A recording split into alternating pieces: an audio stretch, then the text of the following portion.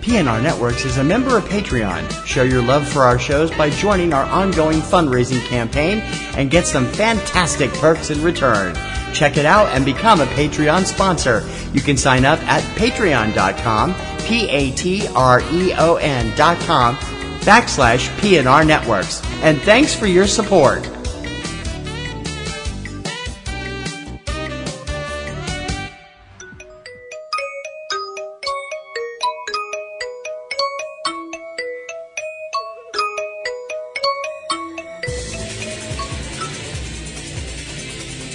She just goes a little mad sometimes. Do you ever feel like you're normal and the rest of the world has lost its collective mind? Put your helmet on. We'll be reaching speeds of 3. Do you find people saying this to you a lot? Are you totally deranged? Are you looking for a looking glass to pass through? I find your lack of faith disturbing. Or looking for a rabbit hole to fall down? Who could think of a better punishment, really? Everything's the same here, it's just a little worse. Guess what? Life's a bitch. Now so am I. You found it. Welcome to Platinum Rose's Garden. Well, hello, my darlings. This is Platinum Rose Lady welcoming you to Platinum Rose's Garden on Sunday, May 20th, 2018. And it's actually kind of feeling summery up here in Massachusetts. It's in the 70s. It's kind of warm, but not like, oh my God, I'm going to die warm, which is nice. It's been really rainy and cold this month for May. It's like, oh my God, it's been really cold for May. I feel bad for people who garden and stuff like that because their plants must all be like, I don't know whether to bloom or not. I'm totally confused. I really think people who garden, I have a lot of respect for people who garden because I can't. It's really true. You hear about people that have a green thumb. I don't know what the opposite of a green thumb is, but whatever it is, I've got that. Plants just die around me. I don't know why. I mean, I'm just not good at taking care of plants. I don't get it. They just don't live long around me. I like plants. I mean, plants are nice. Flowers are nice. But I can't take care of them. They just croak. I don't know what it is. So it's this kind of warm day and it's pretty nice out. So, I wanted to say a big heartfelt thank you to all of the people who sent, really nice messages and just made me feel really awesome, when we were dealing with, the loss of, TC's mother earlier this month. We're doing pretty okay, I think. It's just me trying to be supportive. I mean, I miss her a lot too, but obviously my focus is on trying to help TC to feel better because, she was his mom. And just trying to be there and be supportive for him but people who have been supportive to him, I appreciate that with all my heart. People who've sent nice things to me, I really appreciate that too. So lots of love. I love you all very, very much. Changing gears, so we'll talk about something happy. Obviously, speaking of love and romance and stuff like that, we have to talk about the royal wedding this weekend. Congrats to Harry and Meghan for their wedding. I hope you guys have a long, happy, healthy life together full of, joy and good experiences and stuff like that, obviously. I mean, the hype was a little bit friggin' insane. I'm sure some people who listen to this show who are younger than me, were not around when Harry's mom, Princess Diana, got married to Prince Charles. I was. And I remember where I was when I was watching the royal wedding. I was with my mom and my grandmother, and we were at my grandmother's friend's house, and they were watching it. I'm like, maybe if I shimmy down the drain pipe, they won't notice I'm gone until it's done. Because I was just so bored. That was the point in my life when I was like, I don't ever want to get married. I don't ever want to be involved with somebody. I don't need some man telling me what to do. Obviously, this is before I met the person who is the love of my life and a wonderful person and doesn't tell me what to do other than, making sure that I don't, do something really stupid and or illegal, because he has to look out for me like that, because obviously I can't take care of myself and can't be trusted with sharp things. But anyway, Harry and Meghan's wedding, I really think that it's really cool that there's, obviously you have a lot of people that showed up just to wish them well and stuff like that. And that's fantastic. I mean, if you have that much love in your heart for total strangers, awesome. That's really awesome and cool of you to be that way. Just the idea of flying to another country to wave at them, I'm like, okay. I'm just kind of like, okay, it's your money, and I'm sure you're doing other fun things in England, I hope, because Great Britain's a great country. We went there, TC and I went there back in 1994 and had a wonderful time. It's a beautiful place, and everybody was really super nice and friendly. And I know there have been some supernatural cons there, and I'm sure you guys have a great time, and that's really awesome and cool. It's just, the whole hype about the wedding was a little bit nuts. I mean, it went really kind of overboard.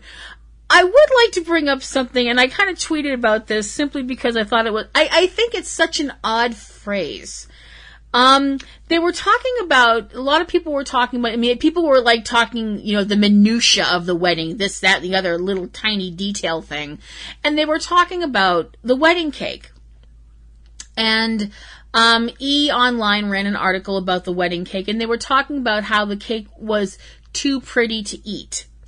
If you happen to watch a lot of, food shows and cake decorating shows, or if you just see stuff like that online, because it's neat to look at, you often see that phrase, oh, that looks too pretty to eat. Bullshit. Cake is never too pretty to eat. That goes against the reason why cake exists. There can be a cake that's so attractive that you pause and say, oh, what a lovely cake. 5 seconds later, you're going, nom, nom, nom, nom, because it's cake.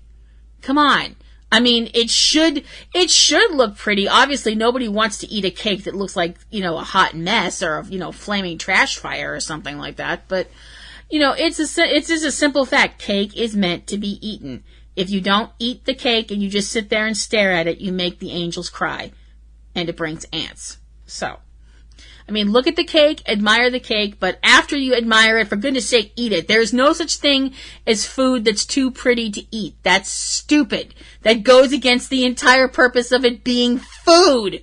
I'm sorry. It's just, I know some people out there who are like current culinary arts students and people like that are obviously now pulling their hair out and want to slap me because they're going, you eat with your eyes first, you dumb bitch. I know that. I understand that.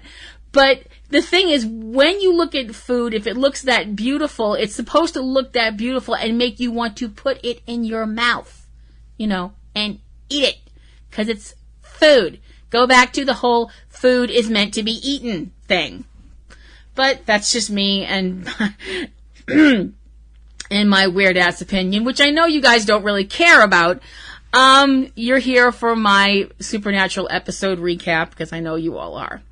I would like to say one thing right now real quick before I do the recap. I'm flipping the script a little bit here. And normally right here I'm talking about how I'm recommending a specific fanfic. That is still going to happen, but it's going to happen this week after the recap because it's important. Trust me, I'm doing this for a reason. There is, for a change, a method to my madness. So here's this week's Supernatural episode recap for the season finale.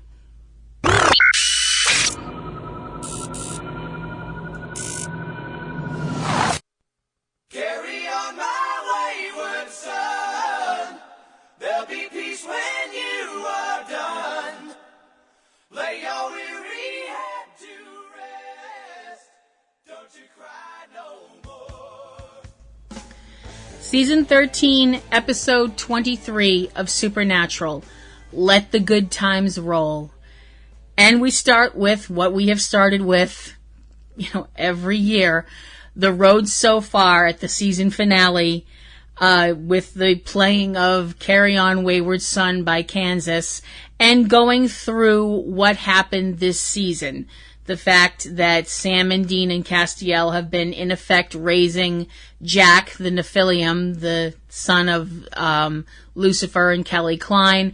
The whole thing about the apocalypse world and Mary and Jack being over there, and all the crazy things that have happened in between, and all of the, everything from Sam and Dean and Cass getting knocked into the Scooby-Doo universe, to all of the monsters and demons and psychotic stuff that's happened since then. People we thought were dead coming back, like Ketch and Rowena, and people from the apocalypse world that we didn't realize were over there, versions of Charlie and all these other things happening. And eventually, what we've been dealing with the last couple of episodes, which was Sam and Dean and Cass bringing Mary, Jack, and other people from the apocalypse world over into our universe, ending up with the fact that Sam trapped Lucifer in that other universe with that other universe's version of Michael, and now we're dealing with the after effects of that. Although we do know that in the other universe, Michael and Lucifer have struck a deal. And we are now in the Bat Cave in Lebanon, Kansas, of Sam and Dean bringing the people from the apocalypse world up to date on what is going on in their universe. Sam talking about, the fact that there's people marching in the streets, the polar ice caps melting, that the movie world has kind of gone a little bit crazy, and that the President of the United States is a billionaire businessman. After hearing all of this, Bobby gives it a quick sum up about how, a movie where a girl goes all the way with a fish wins Best Picture, and that damn fool Idjit from The Apprentice is president. It would kind of be funny if he wasn't totally right about all of that stuff. Although, I'm sorry, the whole remark about Shape of Water, they're both consenting adult beings, whatever, I guess. I don't know. I haven't seen Shape of Water yet. But seeing as how Jim Beaver did star in a Guillermo del Toro movie, the amazing underseen Crimson Peak, I hope him slagging on Guillermo's newest work doesn't mean that he won't hire Jim again. I hope not, anyway. When Sam says, yeah, that's basically it, Bobby brings up the absolutely perfect line, and you call where we come from apocalypse world. That is so true. Is it kind of scarier that there's apparently a Donald Trump on apocalypse world as well? Sam winds up getting a call from Dean there, and Sam, Dean, Castiel, and Jack go on a raid of a small werewolf pack, which actually goes pretty quick, with Castiel killing one and Jack, Sam, and Dean taking care of the others. We see Mary and Bobby, the apocalypse. I can't keep doing that because he's the only Bobby left, so we're going to do it this way. We see Mary and Bobby walking together in the rain outside of the Batcave, and she's talking with him about, what is he going to do now? And as it turns out, nobody's really in any big hurry to go back to the apocalypse world, because their attitude is that, Michael will just, kill everybody that's left on Earth, I guess, or, just sit there and rule over an empty world. Bobby says that he doesn't have a clue what he's going to do. That everyone seems to be settling into Lebanon, Kansas, the actual town. So the people from Apocalypse World have apparently gone to the nearby town and just, started to put down roots. He mentions that Ketch is not there, that he's off doing, as Bobby puts it, Ketch things. I don't want to know what that involves. I don't, because my mind will go to some very scary places. I love you, David Hayden Jones. I do, and I could watch you do a lot of stuff, but thinking of you doing Ketch things does bad stuff to my lady parts. he mentions that Rowena and Charlie are on a road trip in the Southwest. I would watch the living shit out of that. Talk about a buddy comedy. Those two together, good grief, that's just too awesome. And Bobby brings up that they don't have an archangel to open the portal to get them back. And he brings up that he isn't sure that he'd really want to go back. He says that he likes it on this earth. And possibly is hinting that part of the reason that he likes it on this earth is because of Mary? Maybe? I actually have a poll on my Twitter page if anybody would like to go take a quick vote on whether or not there is a thing developing between Mary and Bobby. I wouldn't be adverse to referring to it as Mobby, because Barry just doesn't work for me, but I totally am. I am really shipping this. I don't want to ship it but I'm totally shipping it. The problem is that we don't know what else is going to happen in this conversation, because as they're walking, they see blood on the ground, and the blood leads them to the very dead body of young Maggie, one of the people that was brought over from Apocalypse World. Sam and Dean, we see Sam and Dean talking about Jack when they come back to the Batcave. They don't yet know about Maggie. And Dean's actually kind of talking for the first time in a long time in a positive way about how things might end. He's kind of, I'm not saying that he would leave Jack to do everything alone, but his attitude is, Lucifer's gone. Jack's obviously on the path to being, has never left the path of being a good person and a good hunter. And Dean's actually talking about the idea of retiring from the life of a hunter, the idea of him and Sam and Cass, which I was like, oh, the three of them hanging out on a beach, drinking beer, wearing Hawaiian shirts and all this stuff like that.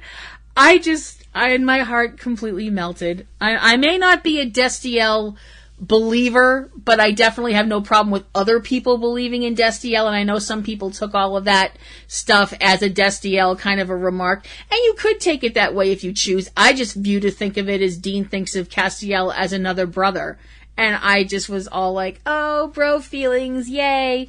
Unfortunately, the good times don't last, because Dean hears Jack, Jack's in bed and he's having a bad dream, and Dean goes to him and comforts him, talking about the things that he's seen, because Jack's saying what he was dreaming about was feeling guilty about the people that he couldn't save on the Apocalypse World.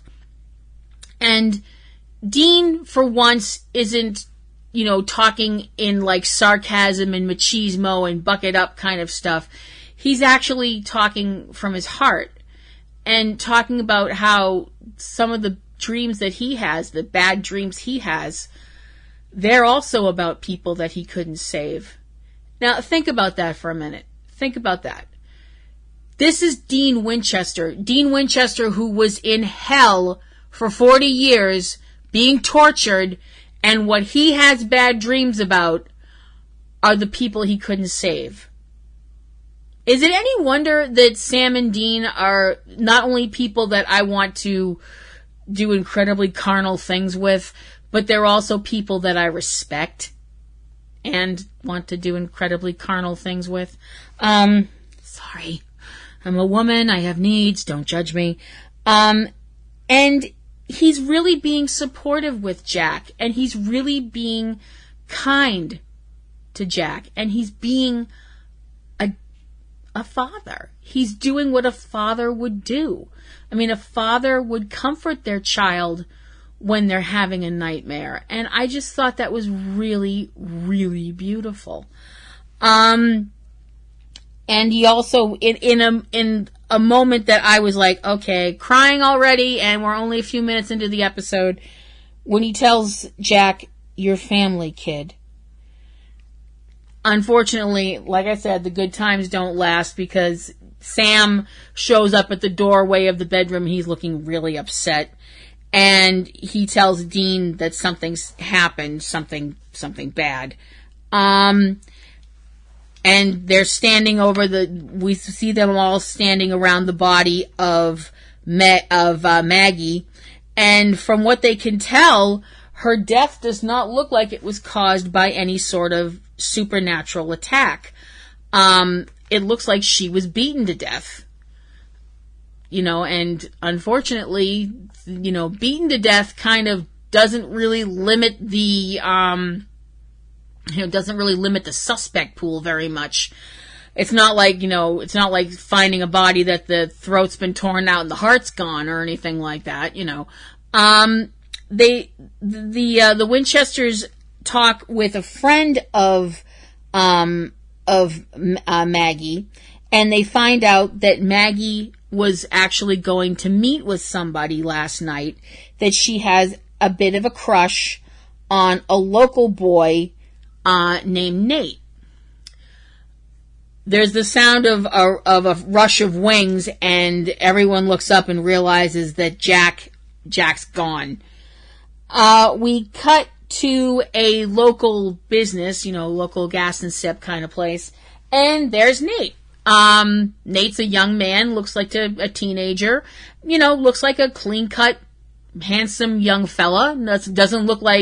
Definitely doesn't look like the type of person that gives you a bad vibe, certainly doesn't look like the type of guy that would beat on a young woman, much less beat her to death. He looks like a really decent-looking dude. Jack doesn't start interrogating him lightly. In fact, Jack pretty much, starts beating the hell out of this poor kid. When Sam, Dean, and Cass try to stop him, Castiel tries to pull him off, and Jack throws him hard. And Dean has to get Jack's attention by shooting him in the back several times. I mean, he knows that it's not going to kill Jack, but I was also kind of like, Dean, if those bullets had passed through Jack and hit Nate, you might have had a shit ton of explaining to do. Thankfully, that didn't happen. Very quickly, the Winchesters and Castiel make Jack realize it's not, whoever did this to Maggie, it wasn't Nate. He's not the person that did this. And Jack, disappears again. We see him in the woods, and he's literally beating himself up. He's hitting himself in the chest and scolding himself, talking about how he always hurts people and all this stuff like that. And it was just killing me, and it was so incredibly painful to watch. And we cut back to the market, and naturally Nate is, I feel so bad for this poor kid, because he's totally like, I don't know what the fuck just happened, and you just shot that guy. The Winchesters and Castiel managed to, dissuade, they play the whole thing off as it's an FBI training exercise, which I was like, okay. With Castiel flashing his fake FBI badge and introducing himself as Agent Roland and the Winchesters as Agent Knowles and Agent Williams. Okay, Destiny's Child reference. Okay. Why not? I don't know what else to say to that. I honestly don't know. The problem is that almost right after this happens, and Nate actually looks like he's buying this, there's this, piercing noise, and the lights start flashing, and everything starts going fucking crazy all at once. And we cut to the woods where Jack is, and he's not alone anymore, because there's Lucifer. Oh shit. we see that there's someone else also in the market with the Winchesters and Cass, and when they realize who it is, well, first of all, they tell Nick to run, and they run. They get outside in time to avoid getting cut to pieces by the windows blowing out, because it's Michael, the Apocalypse World Michael. So apparently Lucifer wasn't just, doing his usual BS. He actually did know how to get the rift open again. So this is obviously incredibly awful. It could, I'd like to actually point out a tiny sliver of optimism. It's Michael, but it's not Michael with a whole bunch of angels behind him. So that's something. Anyway, yay, kind of. Yeah, about that point was when the panic attack started building in the middle of my chest that wasn't going to be going away anytime in the immediate future. Dean manages to keep him at bay with some holy fire, and holy oil plus lit match equals holy fire, and the Winchesters and Castiel get the fuck out of there as quickly as possible. Lucifer tells Jack that he's there for him. He's there because, he's Jack's father and all this. And Jack's very confused because he says that Sam said that Lucifer was dead, that Michael had killed him. Lucifer starts slagging on Sam, calling him a big fat liar. Okay, not cool. Calling him a bad person, and that's when I was like, excuse me, what the fuck? I don't care if you're the devil. What did you just say? Hold my earrings.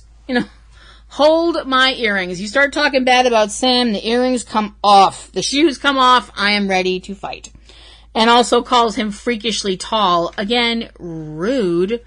And, it's very much his usual kind of, whole, I'm trying to, be with you and all this stuff like that. I want to be with you because you're my son.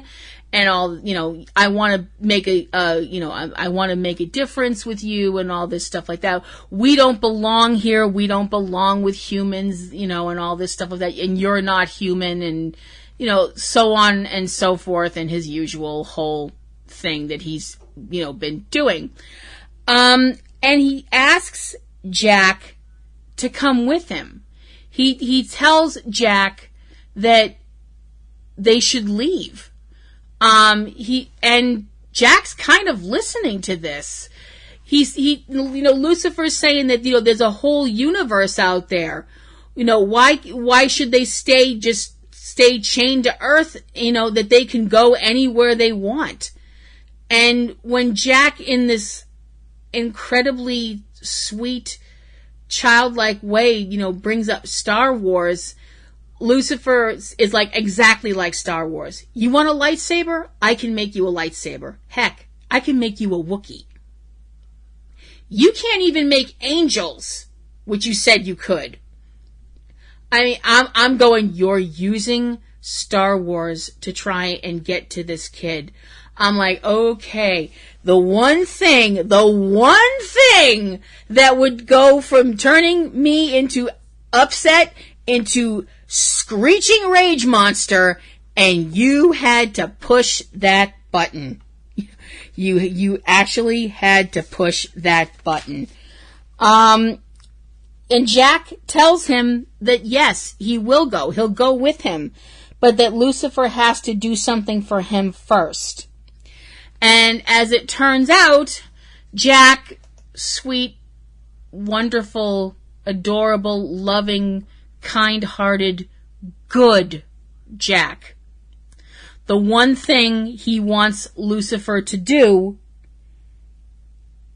brings him back to the Batcave. Needless to say, Mary and Bobby are both horrified to see Lucifer there.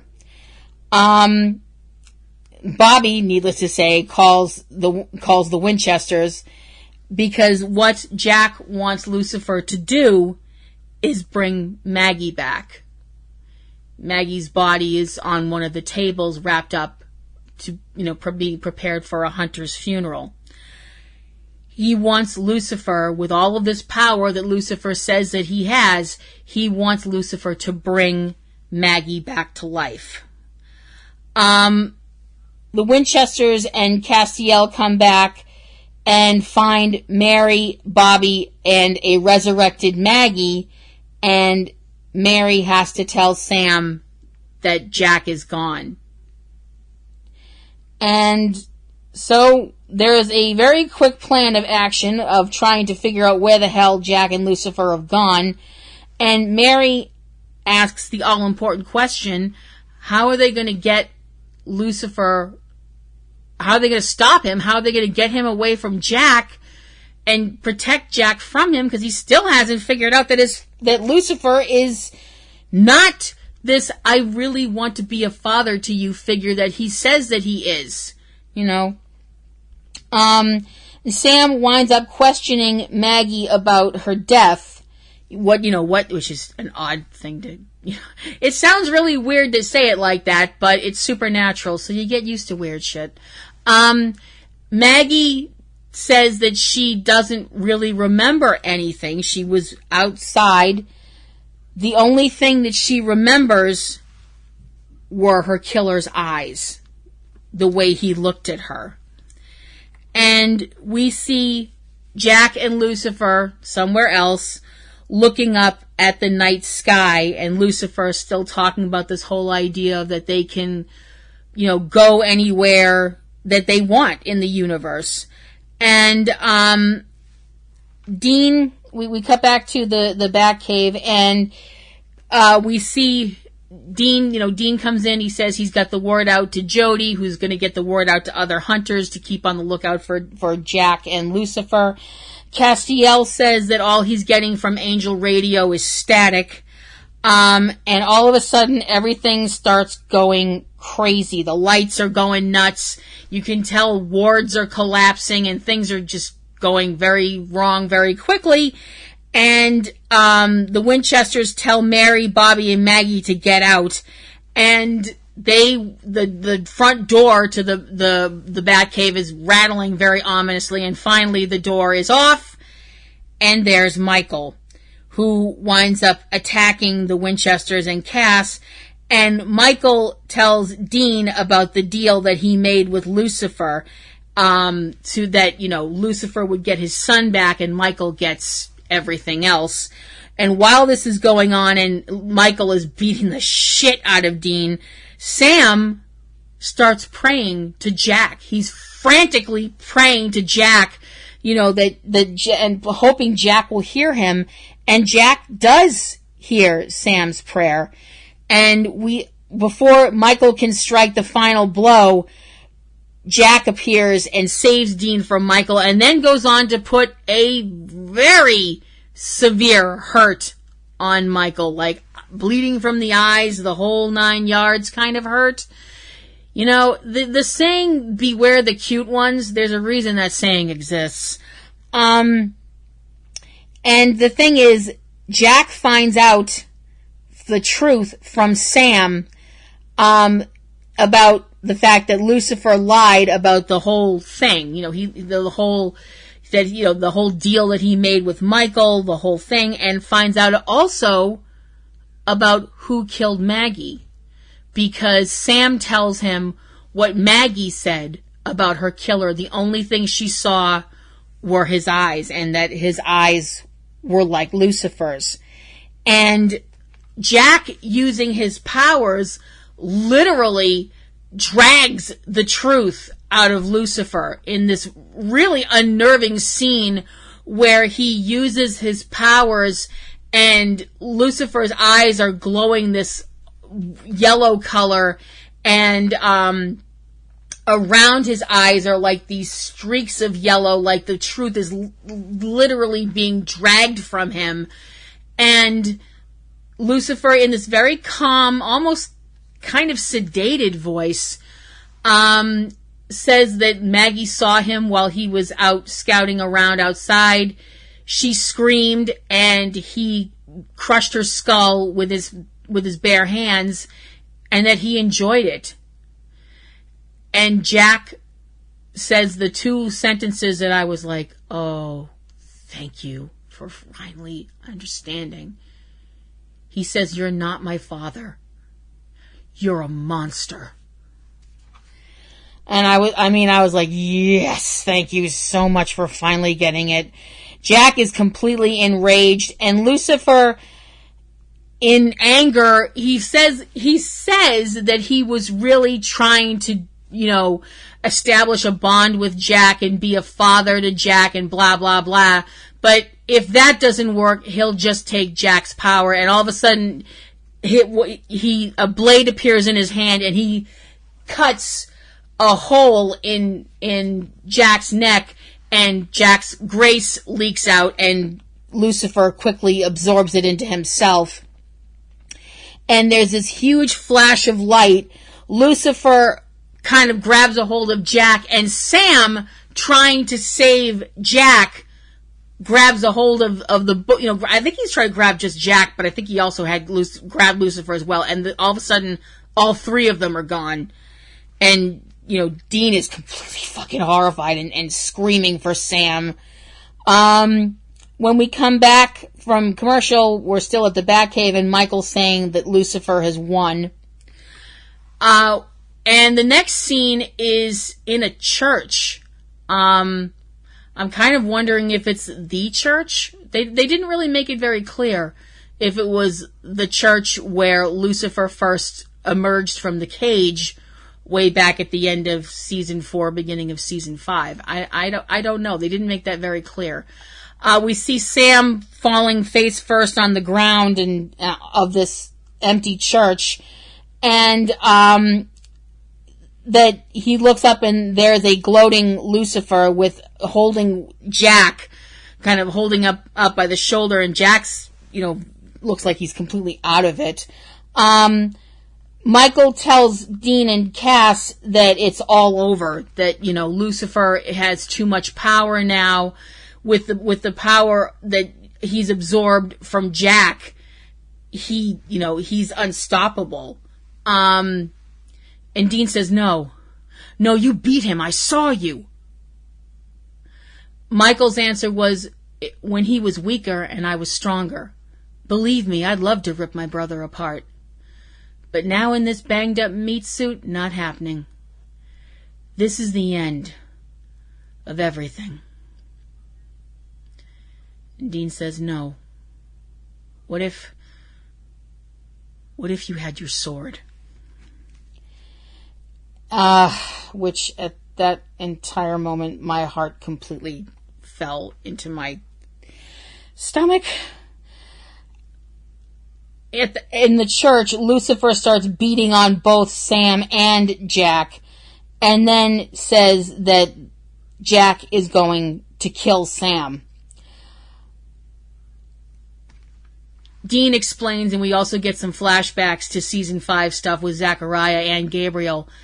Dean tells Michael that he is his perfect vessel. He is the one that if Michael takes over his body, he will be able to have enough power to destroy Lucifer. And you can tell, Dean is terrified. He is completely terrified.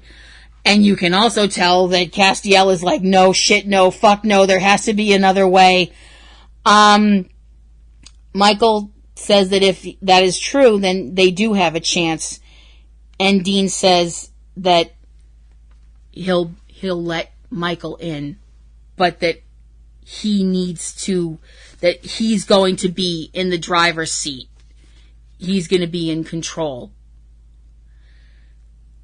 In the church, Lucifer says that what he's going to do is that he is going to give Sam and Jack a choice. That one of them has to kill the other.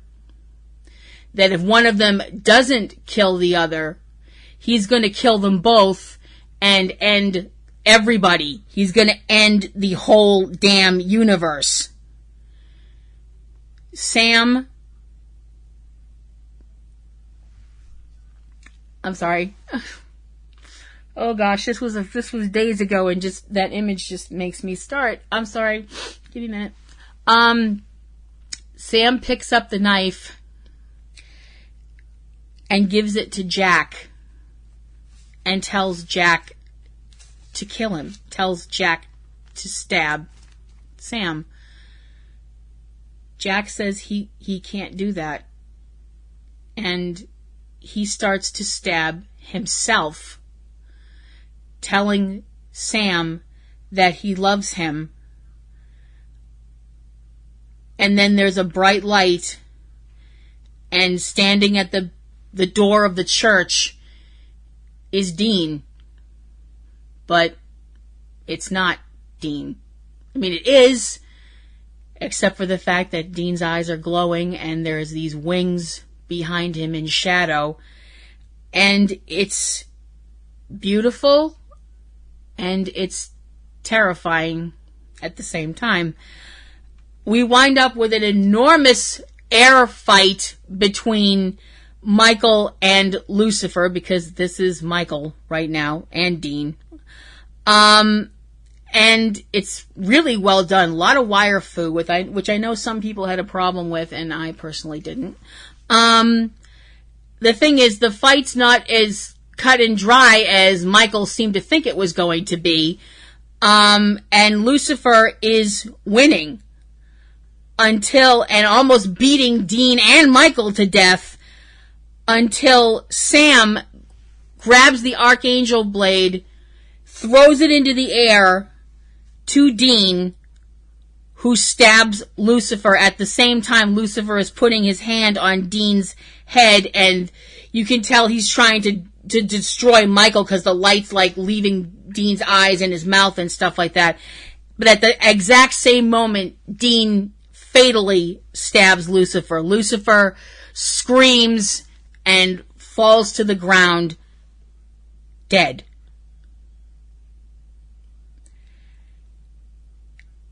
There's kind of this silent moment, and Dean's on the ground again. And Jack says, "Is he?" Sam says, "He's dead." And Dean, being Dean, and it is Dean, is like, "Holy crap." Sam looks at Dean with that look of, my big brother is awesome, and says, "You did it." And Dean's response is, No, we did it. We did it. And for one brief, shining moment, everything is okay. For one brief moment that's so quick and glorious, everything is all right. You can see the weight that has been on Sam since he came back from hell and got his hell memories back. You can see that weight is gone. You can almost see it fall off of him.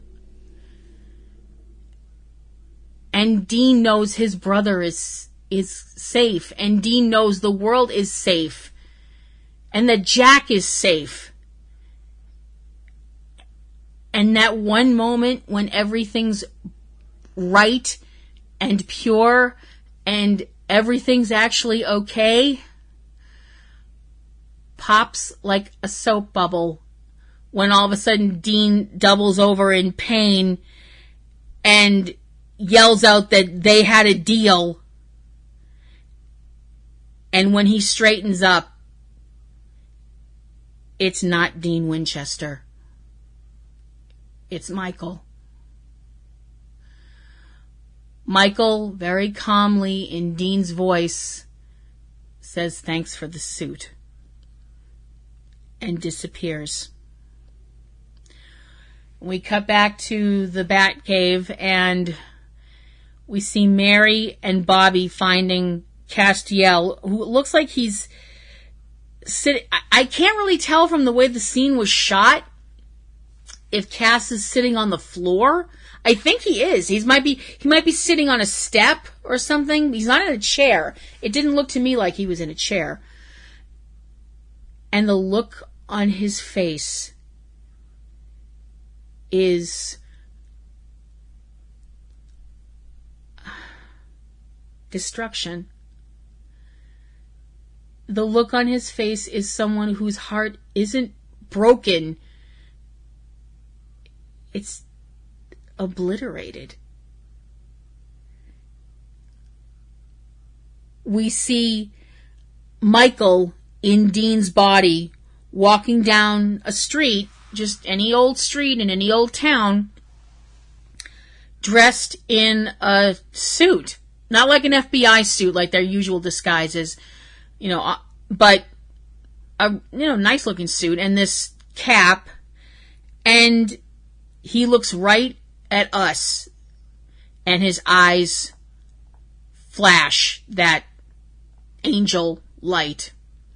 The shot freezes, and the episode ends. Wow. I am giving Let the Good Times Roll 5 bouquets out of 5. It was such an incredible, amazing episode. There's everyone in this episode was just utterly incredible. Alexander Calvert has become such an enormous part of the Supernatural family. And his portrayal of Jack has awoken. Alexander, I don't know if you're ever going to hear this. I really don't. I hope you do. That'd be nice. Your acting, your brilliant acting, has awoken in me a maternal instinct I wasn't even aware I had. Because Jack is this beautiful character that I have fallen so deeply in protect mode about. That scene with him in the forest beating himself up. I've been there. I have been there. And I know what that feels like when you feel like you can never do anything right and you hurt people around you and you don't mean to. I know what that feels like. Not on such a grand scale, but I know what it was like when I was a kid. And I want to be Jack's friend. I want to be Jack's almost aunt. I want to be like just this person that wants to be kind to him simply because he's a sweet kid. And your acting brought that out. And, Jared and Jensen, as always, I love watching you guys work because you're so amazing together. The scene in the church where they realize Lucifer is dead, just the work that Jared did in that scene was so incredible. And afterwards, where Sam and Jack are standing there realizing that this version of Michael is now loose on their planet and the plans that he has, it's just so sad and so amazing. And Jensen Ackles, holy shit. I kind of wish, now, I mean, obviously hindsight's 20/20, blah, blah, blah. I kind of wish that everybody had kept their mouths shut about the whole, there's been all this talk for the last, I don't know, maybe 2 months or so about that Jensen was going to be playing a character he's never played before and playing someone completely different from Dean and so on and so forth, blah, blah, blah. And that's, I kind of wish that they hadn't done that. But, like I said, hindsight 20/20. But man, you scared the living fucking piss out of me, Jensen. Seriously. And Misha Collins. Misha. When you coming back to Massachusetts, bro? Your first beer when you come back to Mass is totally on me, man. The scene at the end, it's,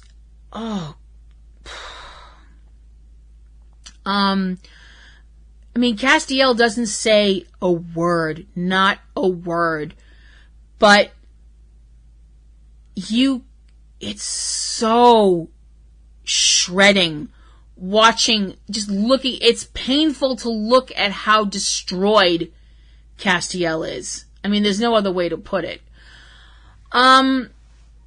Obviously, we've got a hell of a cliffhanger here, and it leads up to what's going to happen in season 14.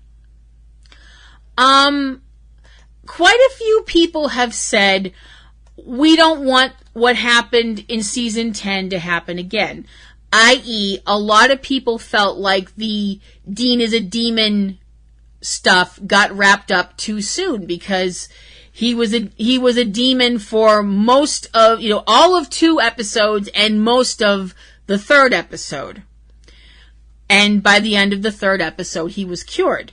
Now, my whole thing with that was, I thought it was actually the right amount of time, considering the fact that Dean had to deal for the rest of the season with still having the mark of Cain on him, and the fact that we all knew that if anything happened to Dean and he died again, he'd become a demon again, and probably the first thing he'd do as a demon would be kill Sam.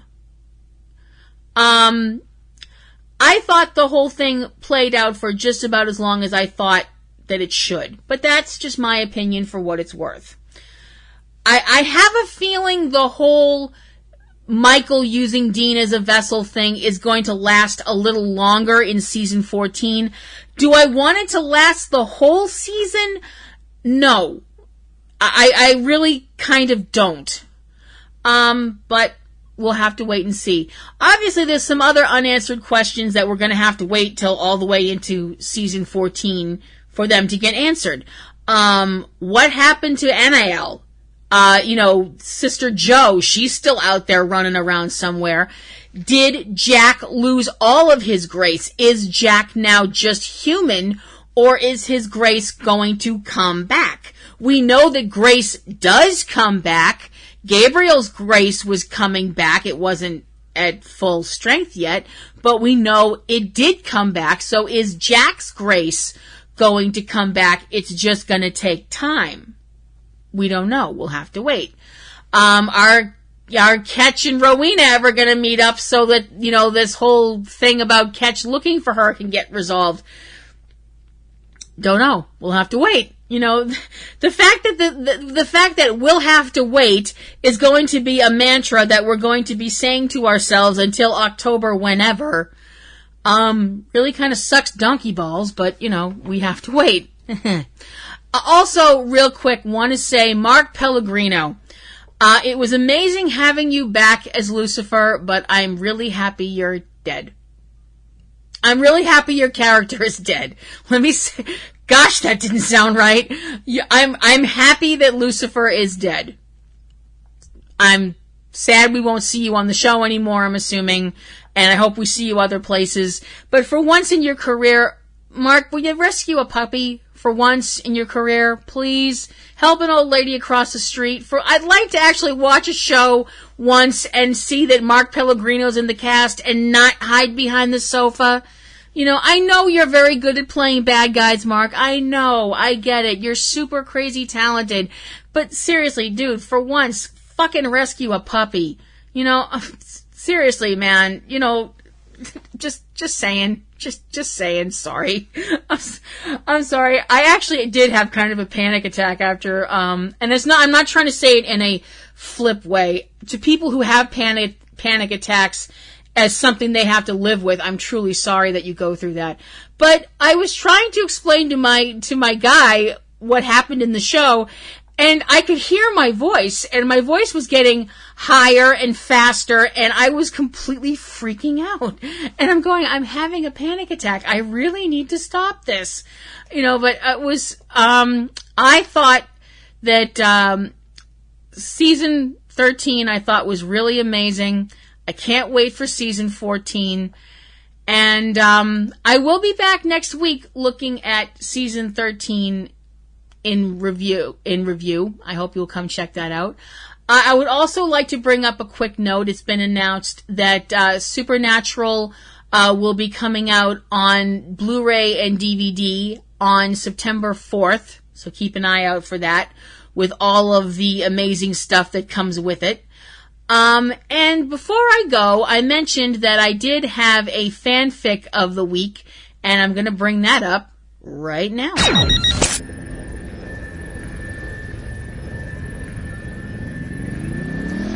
Okay, there seems to be, I seem to be caught in kind of a loop here this year. Doing my fanfic of the week, I try to bring up different people and stuff like that because I just feel that that's important to bring up, other people and stuff. I want to give other people a shot and give them credit and stuff like that and introduce you guys to as many new authors as I can. But I seem to keep bringing up the same authors over and over again because they keep being awesome. So I really can't help it. So the reason I bring that up, and I know you're going, what the heck is she talking about? Could she get to the damn point? I am bringing up again, DeanIsFine. DeanIsFine, whose real name is, Jenny, who is an amazingly, ridiculously awesome author who does incredible work that has made me laugh and made me cry and made me just sit there and be like, if I was half as talented as you, I'd be happy. Did it again. She did it to me again. Now, the reason that I waited until after the Supernatural episode recap is because it's all about the season finale. And if there's anybody out there who, within the sound of my voice, who hasn't watched the season finale already, I didn't want to spoil it for you. Other than the fact that unless you were like working or something like that, or on Mars, I don't think you've missed the season finale. But if you did, I gave you time to go watch it. I'm nice like that. So, Jenny put up a new story on her blog spot, which is at DeanIsFine, all one word, at blogspot.com. Or if you follow her on Twitter, which you should do because she's amazing, she put up the link there to a story that she wrote called Shotgun. Shotgun is dealing with the aftermath of what happened in Let the Good Times Roll. Dealing with stuff we didn't see and dealing with the things that are going on with Dean Winchester now that he is a passenger in his own body that has been hijacked by Michael. There's also some art from Diminuel, who is an amazing, awesome, incredible artist, and you should go look at their stuff because she kicks ass. Jeannie is this incredible writer that I want the people, anybody who works for Supernatural, if there's anybody who works for Supernatural who can hear my voice right now, find this girl and hire her. Find her, hire her, give her a job, cause holy fuck bunnies, she is an incredible writer. Shotgun is an amazing piece of work, and just fucking read it. Fucking stop listening to this podcast and go read it right the fuck now. I mean it. I'm gonna stop talking. Are you back? Okay. Read it, shower her with praise, shower her with devotion, shower her with accolades. I'd say shower her with bunnies, but that would probably be painful for the bunnies, so we won't do that. But just give her as much positive feedback as humanly possible because, Sweet Thor on a skateboard. This story is amazing. Jenny, you did it again. So proud of you. So very, very, very, very, very, very, very, very tack 50 more verys on there. Proud. And that is going to do it for my show. As I said, I will be back next week talking about season 13, looking back on it and stuff like that. Before I go, couple of little notes. There they are. No, I'm just that. No. Saw Deadpool 2. Go see it. It's amazing. Made me cry. I am a marshmallow. And seriously, can I get through one superhero movie this year and not fucking cry? I had a complete fucking breakdown at the end of Avengers Infinity War and almost went into fucking therapy. And between that and Supernatural and the end of Deadpool, which had me bawling, you know, I need fucking help. I really do. So see it. And if you haven't seen Avengers Infinity War, see that too. But if you are at home and aren't at the movies crying into your popcorn, do me a favor and listen to the other shows that I am involved with. I hope you will do so. They would include Subject Cinema, which is the movie podcast TC and I have been doing for more than 10 fucking years. Wow, time flies when you're losing your fucking mind. It's a really fun show. We talk about movies and movie reviews and all kinds of fun stuff. This week we are doing our summer movie preview, talking about movies that are coming out this summer that we're interested in, like Solo. I'm interested in because I am a Warzy. And also our other shows that we have, including Front Row 5 and 10, which is our list show. That's a lot of fun. And also, my other solo show, which is Ring Around the Rosie, which is my wrestling podcast. I have been a wrestling fan for 30 odd years. And I have opinions. Surprise! So hopefully you will go check that out as well. TC has some solo shows because he's crazy talented too.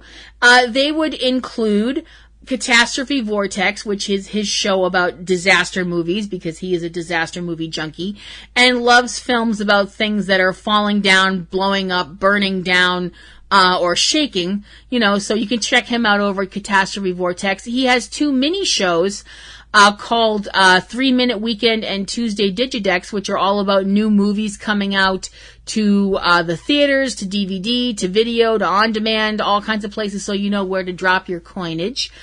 And there's also the other members of our family, including Cavebabble with Eric and Valerie, 2 awesome people, and Comic Grotto with Aunt Bee and Pee-wee. And there is also Manhattan Hammerdown, which is our podcast that we did that was it's a dramatic podcast. All of us were involved doing our audio play of what happened the night that the monster known as Clover made it onto land in New York. This was done in conjunction with the release, 10-year anniversary of the release of the movie Cloverfield. It's a real big labor of love. I hope you will check it out. You can watch it over on YouTube. Google Manhattan Hammerdown and you can find our stuff. And hopefully, if you like it, you can check it out and leave some feedback. If you would like to leave me any comments, queries, complaints, money, chocolate, anything like that, you can send it to platinumroselle@yahoo.com. You can follow me on Twitter at platinumroselady.com. You can follow me on, you can look at my work over on fanfiction.net at Platinum Rose Lady in the search engine for authors if you want to check out my ramblings over there. And that is going to do it for me this week.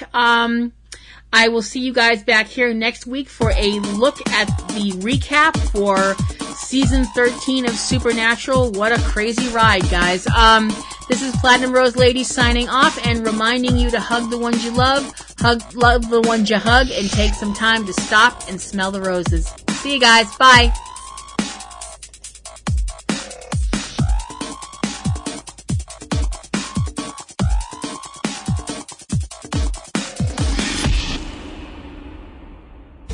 Podcasting's choice. From coast to coast, continent to continent, right here 24/7.